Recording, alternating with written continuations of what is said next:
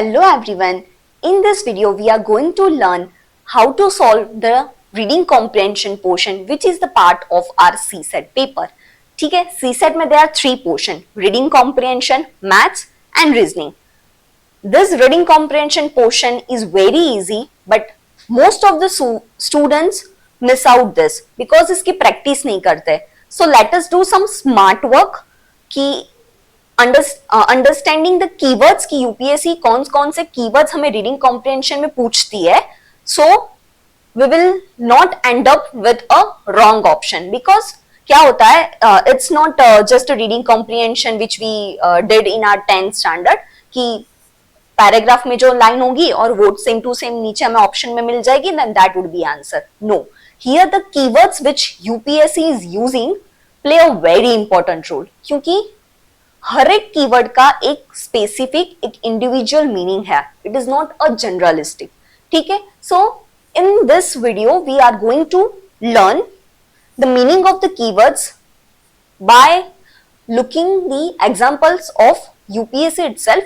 Previous year question को देख के we will try to understand कि ये कीवर्ड्स का स्पेसिफिक मीनिंग कैसे है and how we can end with a correct statement. ठीक है, so I had collected keywords जो यूपीएससी ने लास्ट 3 to 4 years में बार बार पूछे.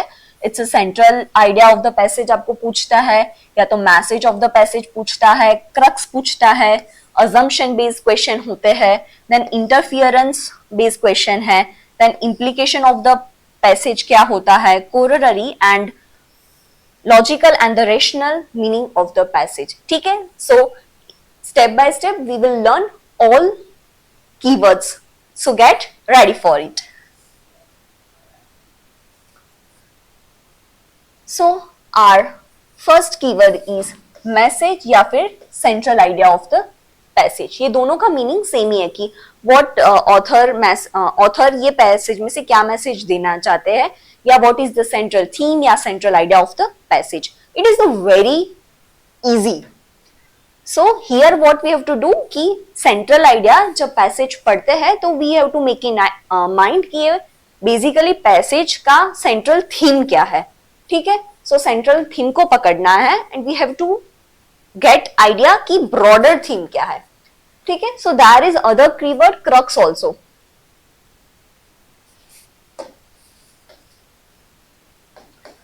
ये और मैसेज या सेंट्रल आइडिया का मोर और लेस सेम मीनिंग है, but crux is somewhat different. वो हम नेक्स्ट स्टेप में वी विल लुक कि उसका और मैसेज के बीच में डिफरेंस क्या है. So we have to keep in mind कि सेंट्रल आइडिया क्या है, how we can do it. Summarise the passage while reading. की रीडिंग करते करते समय हमें माइंड को बार बार कहना है कि अच्छा इसमें मेन थीम क्या है. Okay, Then avoid the specific details. काफी बार क्या होता है कि हम फिगर्स को अंडरलाइन करते हैं, एग्जांपल्स को अंडरलाइन करते हैं, but while answering that figures and example का जस्ट हमें ब्रॉडर रेंज पता होनी चाहिए कि अच्छा इसमें डेटा बढ़ रहा है, कम हो रहा है. स्पेसिफिक वैल्यू का कोई इंपॉर्टेंस नहीं है हमारे आंसर करने में. ठीक है, सो उसको ज्यादा इंपॉर्टेंस नहीं देना है. And be aware of the extreme words and the facts. ठीक है, वो किस में, not in the passage but while choosing the correct option. So I will just आप पॉज करके एक बार पैसेज पढ़ लो. I am just giving you overview कि ये पैसेज में क्या है. ठीक है, so this can help us in giving the right answer. ठीक है, देयर इज द चिल्ड्रन जो 8th क्लास में है, उनका एज अराउंड 8th क्लास में तो 13 से 14 ईयर का ही होगा. It's a basic thing. And class 8 वाले स्ट्रगल कर रहे हैं simple text and mathematical function, जो डिवीजन मल्टीप्लिकेशन है वो सॉल्व करने में उन्हें बहुत तकलीफ हो रही है. Around 25 million young boys and girls enter the elementary school, पर beyond compulsory schooling left over है. Then can not enter the workforce, at least in the organise sector में काम नहीं मिल रहा है till the age of 18. For many families, these children are the first from their families ever to get far in the school. बहुत ऐसे families है जिनमें these are the children जो पहली बार स्कूल में गए हैं. Parents and children expect that such graduation from schools will go on to the higher school and colleges. वो further study के लिए भी जाएंगे. Hardly anyone wants to go back to the agriculture. बहुत काफी कम बच्चों को वापस जाना है. On the other hand, ability in the term of academic competency are far lower than they should be, even based on the curriculum expectation of class 8. So what is the basic thing? It is like कि बच्चे education में जा रहे हैं but they are not acquiring, they are not able to have some basic skill जो normally हमें 8th standard के बच्चों में होनी चाहिए. ठीक है. सो मोस्टली ये मोर और लेस उनकी एबिलिटी, एकेडमिक कॉम्पिटेंसी के बारे में पैराग्राफ का ब्रॉडर थीम है. सो वो हमें just looking at the thing is कि बहुत रफ फास्टली भी पैराग्राफ नहीं पढ़ना है. टेक 30 seconds और at least 1 minute to read the paragraph और मेक श्योर कि आपको समझ में आए ब्रॉडर थीम. हमें एक एक वर्ड का मीनिंग नहीं ढूंढना है यहाँ पे. And don't stuck in the middle कि अच्छा ये सेंटेंस का मेरे को ये स्पेसिफिक वर्ड है और उसका मीनिंग नहीं है. Don't stuck with that. Just read and have a broader meaning. So let us solve it out. क्या पूछा है? Central idea convey by the passage क्या है? So let's have a option A में क्या है? Total eradication of poverty in the country country will resolve the issue of underperformance of our school. क्या कहीं पे भी पूरे पैराग्राफ में इरेडिकेशन ऑफ पॉवर्टी की बात की हुई है? Is it? No. So directly this option can't be our answer. So cut कर दो इसे. Okay. Now next, monetary incentive to the parents and teachers is a strategy to improve the child's academic performance. Is there mention of any monetary incentive कि यहाँ ऐसा कुछ दिया है कि अगर monetary incentive parents और टीचर को देंगे तो हमारा academic performance अच्छा हो जाएगा? Nowhere mention in the paragraph. And this is more all sentence कि ये conclusion या फिर consequences वाला statement ही है कि अगर हम monetary incentive देंगे तो हमारा ये performance बढ़ जाएगा. बट यहाँ पे कीवर्ड क्या यूज किया है? यहाँ पे सेंट्रल आइडिया किया है. So this statement is even wrong कि ये सेंट्रल आइडिया या ब्रॉडर मीनिंग तो हमें दे ही नहीं रहा है. Now next, public policy should ensure that competency and achievement of younger people are aligned with their expectations. हाँ, कहीं पे पैराग्राफ में बोला है दे आर एक्सपेक्टिंग कि स्कूल के बाद ग्रेजुएट के बाद आएंगे, they will get some workout. तो उसके बारे में yes, here we can say कि ऑर्गेनाइज सेक्टर में एटलीस्ट वर्क मिल जाएगा. So this are the theme. ये ब्रॉडर हमारा थीम हो सकता है. Now the last one. It is not like कि अगर ये हमें सही लगा तो ये टिक करके हम नेक्स्ट क्वेश्चन में चले जाएंगे. No, that is the big blunder you are doing in the paper. Have a look on all 4 option. क्योंकि काफी बार कैसा होता है कि ऑप्शन ए हमें सही लगता है, we go with option A और हम नीचे के ऑप्शन पढ़ते ही नहीं है. Even in GS paper this mistake aspirant are making it out and even in CSAT also. So don't do this. सारे स्टेटमेंट्स पढ़ो एंड देन क्रॉस कि ये तो नहीं आएगा. ठीक है. Now last, India is not going to take advantage of the demographic dividend unless some school pass outs go back to the agriculture. Is there any mention even a single time about demographic dividend? No. So this can't be answer. So हमारा answer ये सही था. Yes, public policy ऐसे रहनी चाहिए कि वो अपने expectation से align हो. Our academy should align to our expectation. So this is the central idea और इस तरह से हमें solve करने हैं. So just I am giving the example. हम सारे पेपर के एक साथ में अलग वीडियो में सॉल्व करेंगे कि सेंट्रल आइडिया और ब्रॉडर मैसेज पूछा हो तो how we can solve it out. But just giving example so you can understand well the meaning of keyword. Now the next is crux. हमने देखा कि आगे में सेंट्रल आइडिया पूछा था, उसमें we have to go for the broader meaning. अगर crux पूछा है तो here also we have to know the meaning कि हमें कोर एसेंस तो पैसेज का पकड़ना ही है, but it should be a one liner, कि एक स्टेटमेंट,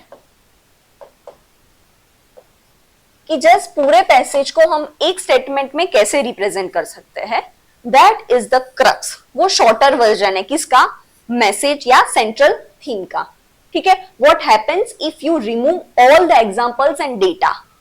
ठीक है, रिमूव करके जो एक सेंटेंस में बोल सकते हो कि ये पूरे पैसेज का मीनिंग ये है, that is the crux of our passage. So let us understand by example. Many people are not eating the right food. For some, it is simply a decision to stick with the food they enjoy, but which is not too healthy. This is leading to the rise in the non-communicable disease. This is the turn leading to the major burden on our healthcare system that have the potential to dull the economic progress, which is essential for the poor to improve their lives. For others, it is about the limited access to the nutritious food or a lack of affordability leading to the monotonous diets that do not provide the daily nutrients for them to develop fully. Part of the reason nutrition is under the threat worldwide is that our food system are not properly responsible to nutritional needs. Somewhere along that long road from farm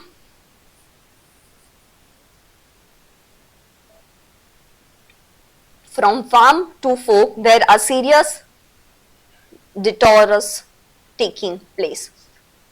So here what is the crux?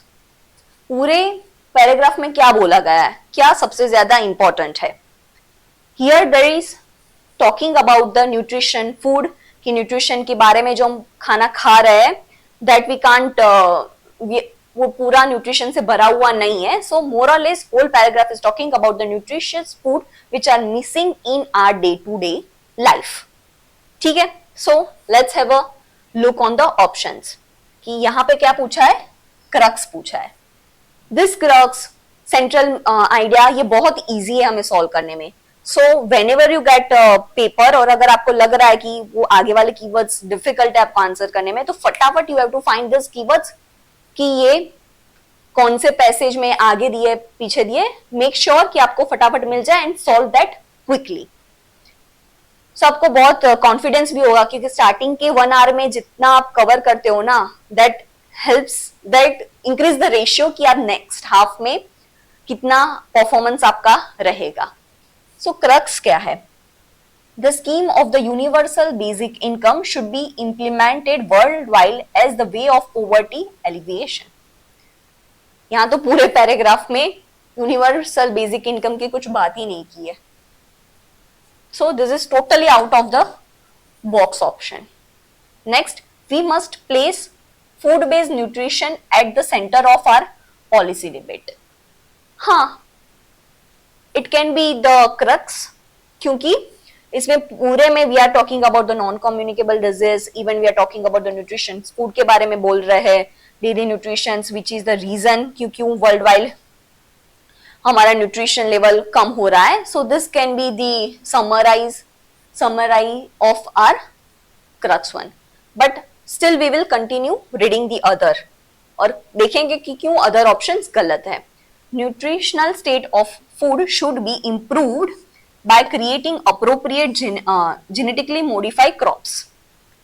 It is like कि अगर ये पूछा होता ना कि implication क्या है, inference क्या है, तो this can be the answer. क्योंकि यहाँ पर हमें सोच के यहाँ futurist जो conclusion निकालना होता है, that would come in the implication part.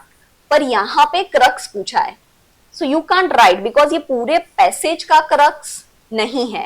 And there is even not mention of genetically modified crops anywhere in the passage. So this can't be your answer. Now, using modern food processing technology, we must fortify food items with required nutrient element. There is no even mention of the food processing technology. अगर ये हमारा implication होगा या corollary पूछी होती तो this can be even answer. But यहाँ पे क्या पूछा है, क्रक्स पूछा है. सो कोर इसेंस किसके बारे में? फूड बेस्ड न्यूट्रिशन या न्यूट्रिशन के बारे में, न्यूट्रिशन के आगे पीछे हमारा क्रक्स रहना चाहिए. So this is the answer for our passage. Let us have some other example also कि बाकी क्या है. So whenever you start to read the passage ना, उसके पहले just have underline the keywords, कि which is one another good technique जो आपको स्पीड इंक्रीज करेगा. कि आपके दिमाग में होगा अच्छा क्रक्स पूछा है, क्रक्स यानी कि क्या है, हम एक स्टेटमेंट में पूरे पैसेज को समराइज करना है, तो मेरे को पैराग्राफ रीड करते करते वो दिमाग में रहेगा अपने बैकएंड में, तो आपका माइंड उस तरह से वर्क करने का शुरू करेगा. ठीक है, सो फटाफट देख लेते हैं. In India the segregation of municipal waste at the source is rare. Recycling is mostly with the informal sector. More than 3/4 of the municipal budget goes into collection and transportation, which left very little for the processing, recovery and disposals. Where does waste to energy fit into all this? Ideally it fits in the chain after segregation, collection, recycling and before landfill. Which technology is most appropriate in converting waste into energy depends on what is the waste, कि कौन सा waste होगा उस पर dependent होगा, biodegradable है या non biodegradable है, and its calorific value. The biodegradable component of the India's municipal solid waste is a little over 50%, and biomethane offers a major solution for all processing. So क्या है पूरा passage किसके आगे पीछे है? It's about the waste management और energy to waste to energy के बारे में पूरा पैसेज जा रहा है. ठीक है, सो इसका क्रक्स क्या हो सकता है? बहुत इजीली हम फाइंड कर सकेंगे. फर्स्ट ऑप्शन क्या है? Generation of energy from municipal solid waste is inexpensive. कहीं पे भी रूपी के बारे में बोला गया है कि वेस्ट कलेक्शन बहुत ही एक्सपेंसिव है? Nowhere mentioned. So this can't be your answer. Next है biomethanation is the most ideal way of generating energy from municipal solid waste. हाँ, it is true कि biomethanation offers a major solution for processing.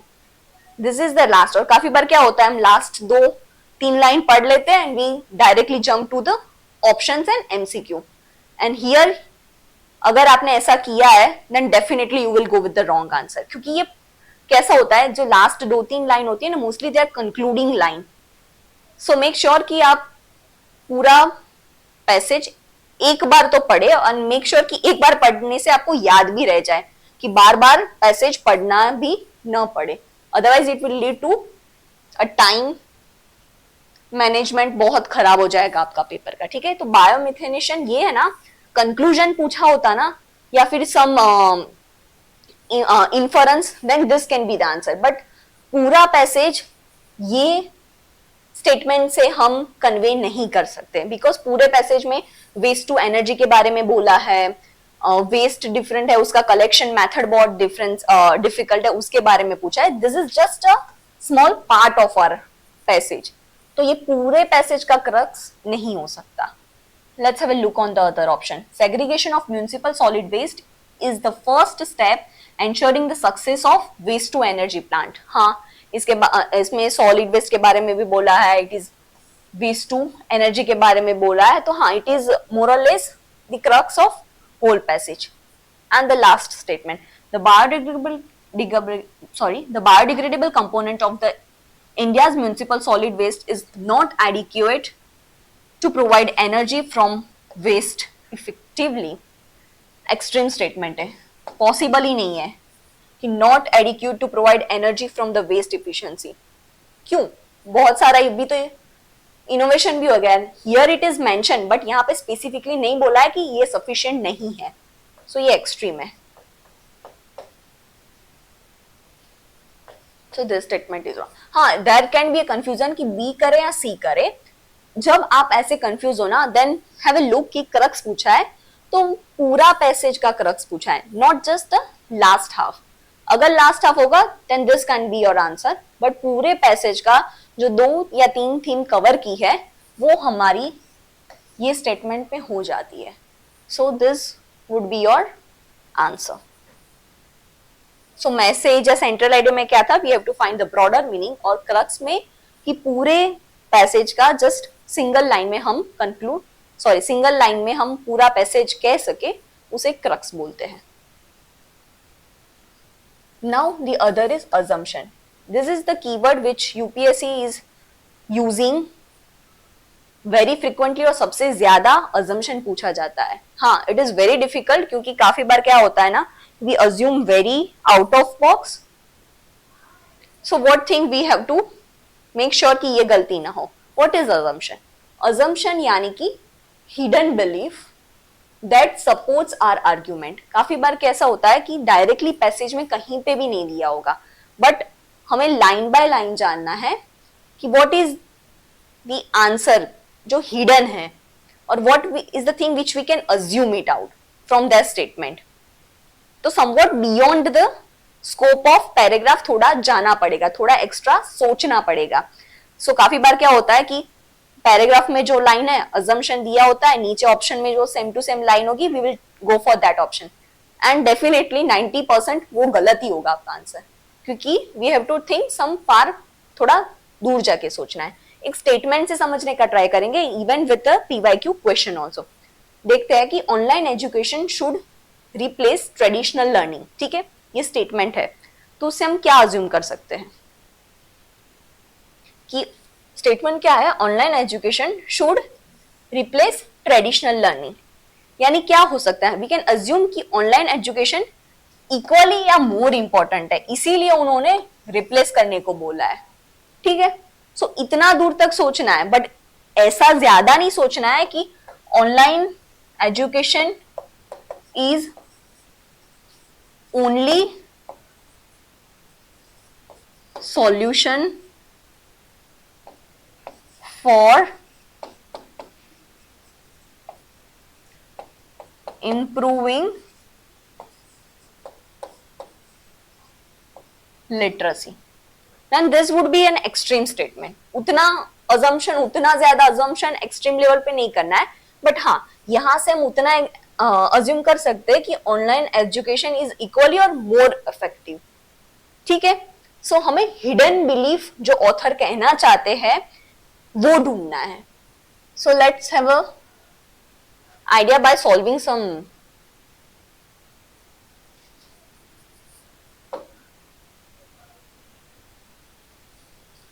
ठीक है, हमें क्या देखना है, फटाफट देखा, इसमें अजम्पशन पूछा है तो हमें थोड़ा हिडन मीनिंग देखना है पैसेज का, and start reading the passage.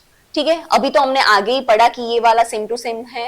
UPSC has asked two question की म्युनिसिपल वेस्ट है वाला, रिसाइकलिंग वाला था, व्हाट वाज द, फिर क्या क्या था इसमें, most important waste to energy के बारे में बात की थी, then which technology is important के बारे में बोला था, फिर क्या बोला था, इनफॉर्मल सेक्टर का भी था, recycling is mostly with the informal sector, biodegradable component of Indian municipal solid waste is little over 50%, और biomethanation offers a major solution to processing thing. ठीक है, सो इसको हिडन मीनिंग देख के we have to assume it out. ठीक है, assumption का देखते हैं कि collection, processing and segregation of municipal waste should be with government agency. हाँ, यहाँ पे दिया हुआ है कि recycling is mostly with the informal sector, पर इससे हम वो assumption नहीं करते कि पूरा collection और पूरा process सिर्फ government agency ही करती होगी. So यहाँ से हम क्या assume कर सकते हैं, ये लाइन में सीखी, मोस्ट ऑफ द प्रोसेस, तो शायद 50% प्रोसेसेस इनफॉर्मल सेक्टर से होता है, but it here we can conclude कि ये स्टेटमेंट ट्रू नहीं हो सकता कि पूरा शुड बी विद, हम बोल ही दे रहे कि सब काम गवर्नमेंट एजेंसी करेगी. No, we can't assume this from passage, क्योंकि यहाँ कुछ स्पेसिफिकेशन नहीं दिया है. So this can't be our assumption from the passage. Next है, resource recovery and recycling required a technological input. ठीक है, यस, वेयर इट इज यहाँ पे बोला था विच टेक्नोलॉजी इज मोस्ट अप्रोप्रिएट. तो अगर सेंटेंस इतना होता देन वी कैन अज्यूम कि हाँ, ये सब रिकवरी, रिसाइकलिंग और everything requires a good technology, so we should assume कि ये टेक्नोलॉजी से बहुत फास्टर होगा. सो अगर ऐसा स्टेटमेंट होता then this statement would be an assumption. But let's have a look पूरा स्टेटमेंट क्या है. Resource recovery and recycling require technological input. True. That can be based handle by private sector enterprise. Why not government? Because यहाँ पर तो informal sector की बात की है, पर काफी सारा कलेक्शन और एवरीथिंग ट्रांसपोर्टेशन वो गवर्नमेंट करती है. If statement would B this much ना, then definitely that can be an assumption. but यहाँ पे ऐसा दे दिया है कि can be the based handle by the private sector enterprise. so ये पूरा एक्सट्रीम वाला है. we can't assume कि वो सिर्फ प्राइवेट सेक्टर ही कर सकता है, गवर्नमेंट नहीं कर सकता. अगर जहां पर भी आप कंफ्यूजन हो ना कि ये स्टेटमेंट में अज्यूम करते करते ये भी हो सकता है, ये भी हो सकता है, then definitely that assumption can't be correct. क्योंकि अजम्पशन ऐसा होना चाहिए कि डेफिनेटली कुछ भी हो, ये अजम्पशन तो हमारा सही ही होगा. ठीक है. So this statement is also wrong. So our answer is neither nor.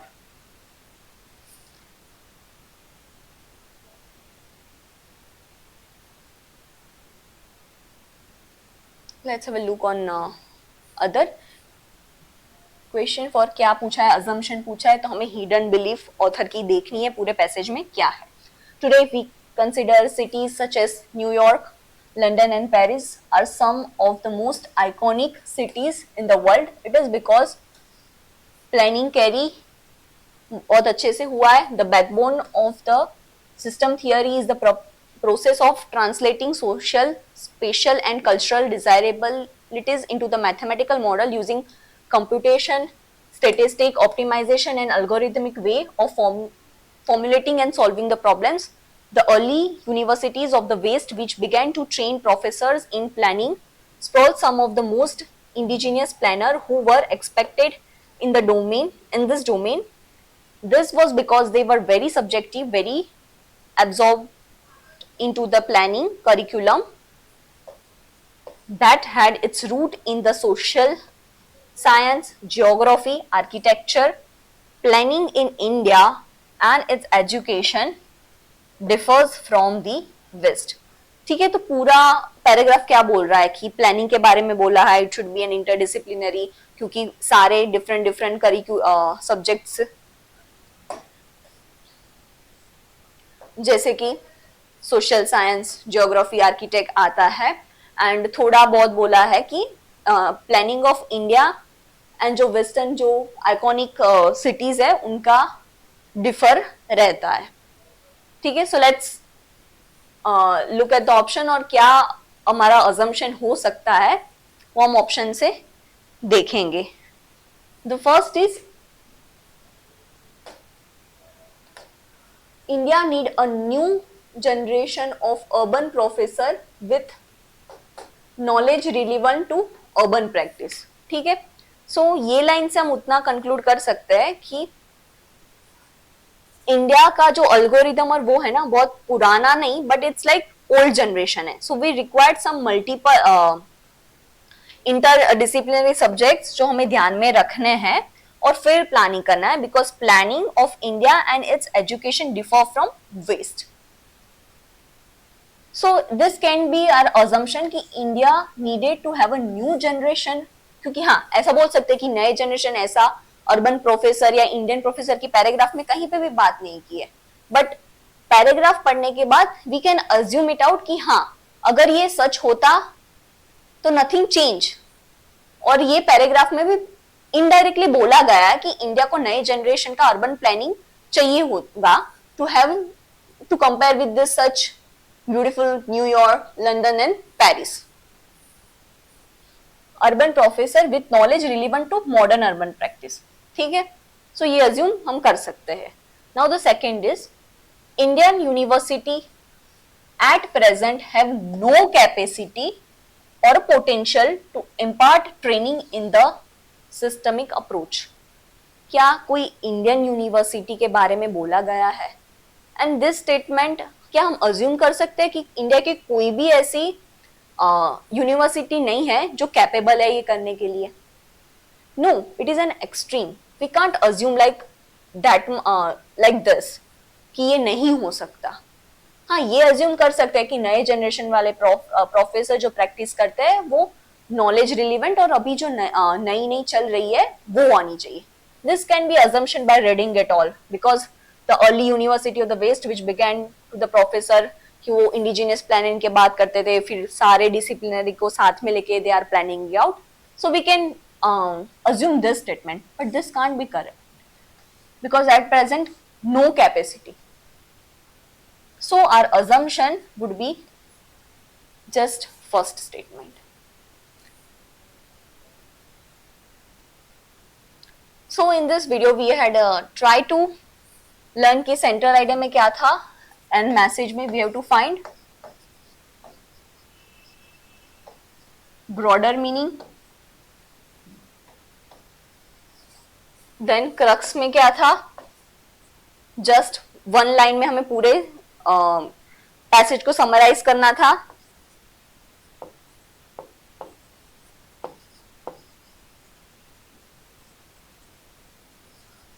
And assumption में क्या था, hidden belief. And this can be directly from the passage or